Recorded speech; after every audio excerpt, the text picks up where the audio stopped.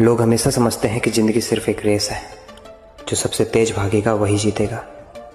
लेकिन सच तो ये है कि ये सिर्फ एक गेम है और यहाँ हर कोई मेरे लिए एक मोहरे से बढ़कर और कुछ भी नहीं। कुछ लोग स्ट्रांग पैदा होते हैं, कुछ स्मार्ट और कुछ सिर्फ लकी। पर मुझे इन सारी चीज़ों की कभी ज़रूरत ही नहीं पड़ी, ना दोस्त, ना गाइडेंस और ना ही किसी के अप्रूवल की। क्योंकि जो गेम के असली मकसद को समझ गया, उसके लिए जीत सिर्फ एक फॉर्मेलिटी बन जाती है और कुछ नहीं।